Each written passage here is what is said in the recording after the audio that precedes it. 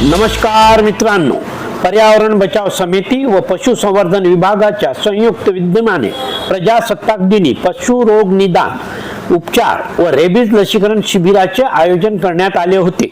या शिबिराचे उद्घाटन आमदार सुमित वानखेडे यांनी केले, तर नगराध्यक्षा स्वाती गुल्लाने, उपाध्यक्ष गौरव जाजू, पशुसंवर्धन विभागाचे सहाय्यक आयुक्त डॉक्टर भारत भूषण अस्वार, ठाणेदार सतीश देहनकर, वन परिक्षेत्र अधिकारी सुरेश गवारले, राऊंड ऑफिसर श्रद्धा मून, इंग्लिश विषय तज्ञ प्रदीप मुकद्दम हे प्रमुख अतिथी होते।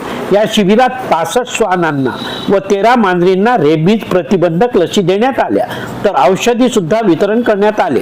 यावेळी आमदार सुमित वानखेडे यांनी मार्गदर्शन करताना वन्यजीव प्राणी मदत निवारा केंद्र उभारण्याकरता निधी उपलब्ध करण्याचे आश्वासन दिले।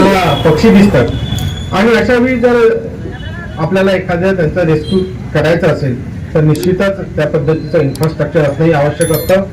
वन विभागाला सुद्धा त्याचा मोठ्या प्रमाणात फायदा होईल आणि कर्मचाऱ्यांना सुद्धा त्याचा फायदा होईल। नगर परिषदेचे गौरव जाजू आणि गुल्लाने ते या ठिकाणी बसलेले आहेत आणि आपले कार्यकर्ते जे आहेत त्यांना सुद्धा माझी विनंती आहे, पशुसंवर्धन विभागाला सुद्धा विनंती आहे की आर्वी शहरात एक महत्वाची समस्या आहे जी सर्वसामान्य नागरिकांना भेडसावत आहे, ती म्हणजे रस्त्यावरचे मोकाट जनावरे आणि मोकाट कुत्रे। त्यांचा पण नीट रेस्क्यू आणि त्यांचा सुद्धा बंदोबस्त करणं हे समाजाच्या दृष्टीने अतिशय आवश्यक आहे। 10 ते 12 वर्षापासून पर्यावरण बचाव समिती निस्वार्थ प्राणीमात्रांची सेवा करत आहे।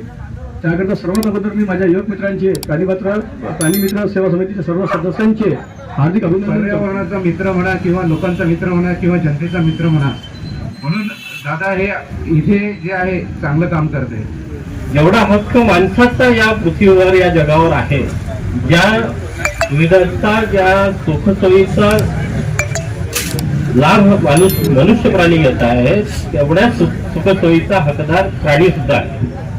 कोयल आणली होती, तिला एकदम म्हणजे अस्ताव्यस्त होती तिला चांगल्या प्रकारे त्यांनी पहिले ट्रीटमेंट करून आमच्याकडे आणली, परंतु तिला वर्धेला न्यावंच लागलं आणि पाठवलं तर तिला जीवदान मिळालं। अशा प्रकारे हे लोक छान पद्धतीने काम करत आहेत, असंच त्यांनी पुढे काम करावं। आणि आमदार साहेबांना विनंती आहे, तसंच नगराध्यक्ष साहेबांना सुद्धा विनंती आहे की जे काही करता येईल तेवढे जागेचं बघावं आणि एवढं बोलतो आणि माझ्या तो निसर्ग संवर्धनासाठी, प्राण्यांच्या संवर्धनासाठी आणि त्यांच्या संरक्षणासाठी ही खरंच खूप कौतुकाची बाब आहे। कारण पुरस्कार हे खूप मिळतात, पण ज्यामुळे आपण श्वास घेतो, ज्यामुळे आपण जगत आहोत, त्यासाठी आपल्याला पुरस्कार मिळणं ही खूप मानाची आणि संचालन भूमिका मुकद्दम यांनी केलं।